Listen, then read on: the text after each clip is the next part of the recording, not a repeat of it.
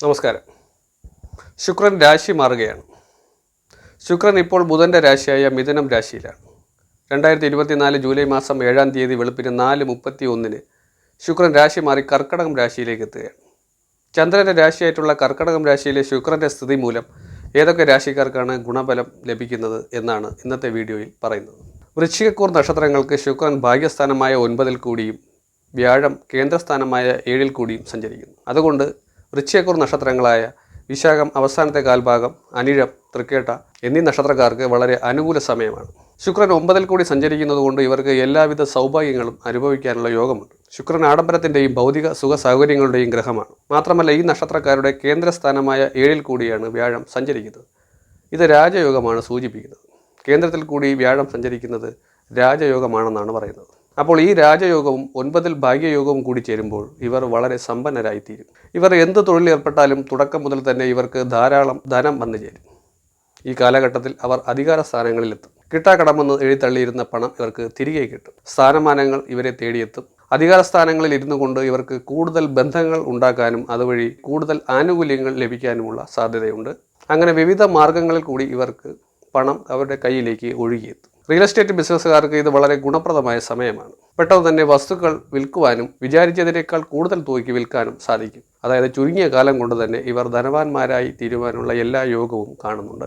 അടുത്തത് കന്നിക്കൂർ നക്ഷത്രങ്ങളാണ്. ഇവരുടെ അഭീഷ്ടസ്ഥാനമായ 11-ൽ കൂടിയാണ് ശുക്രൻ സഞ്ചരിക്കുന്നത്. മാത്രമല്ല വ്യാഴം ഭാഗ്യസ്ഥാനമായ 9-ൽ കൂടിയുമാണ് സഞ്ചരിക്കുന്നത്. അതുകൊണ്ട് കന്നിക്കൂർ നക്ഷത്രങ്ങളായ ഉത്രം മുക്കാൽ, അത്തം, ചിത്തിര ആദ്യത്തെ പകുതി എന്നീ നക്ഷത്രക്കാർക്ക് വളരെ നല്ല സമയമാണ്. ഇവർക്ക് അപ്രതീക്ഷിത ധനാഗമ യോഗം കാണുന്നുണ്ട്. പുത്തൻ ആഡംബര വാഹനങ്ങൾ സ്വന്തമാക്കാനുള്ള യോഗമുണ്ട്. രാജകീയ ഗൃഹങ്ങൾ വാങ്ങാനും സാധിക്കും. സ്വത്തുക്കൾ വാങ്ങാനും സ്വർണ്ണാഭരണങ്ങൾ വാങ്ങാനുമുള്ള യോഗമുണ്ട്. കുടുംബ സ്വത്തുക്കൾ ലഭിക്കാനുള്ള സാധ്യതയുണ്ട്.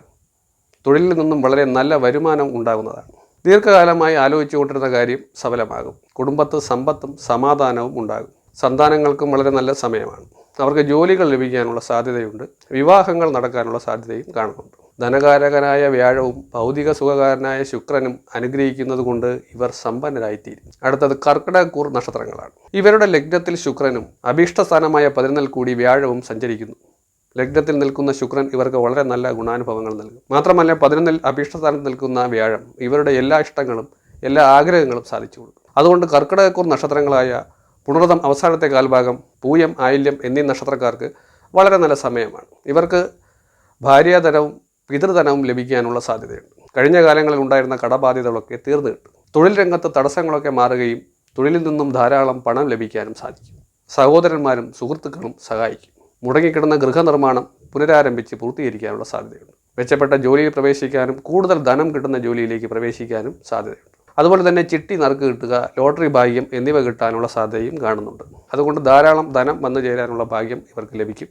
മേൽപ്പറഞ്ഞ നക്ഷത്രക്കാർ നവഗ്രഹ പൂജ നടത്തുന്നത് തടസ്സങ്ങൾ മാറുന്നതിന് സഹായകമാണ്. ഇതൊരു പൊതുഫലം മാത്രമാണ്. ജനിച്ച സമയമനുസരിച്ചും നിങ്ങളുടെ ഇപ്പോഴത്തെ ദശ അനുസരിച്ചും ഫലങ്ങളിൽ മാറ്റം സംഭവിക്കാം. എല്ലാവരെയും ശുക്രൻ കടാക്ഷിക്കട്ടെ എന്ന് പ്രാർത്ഥിക്കുന്നു. നമസ്കാരം.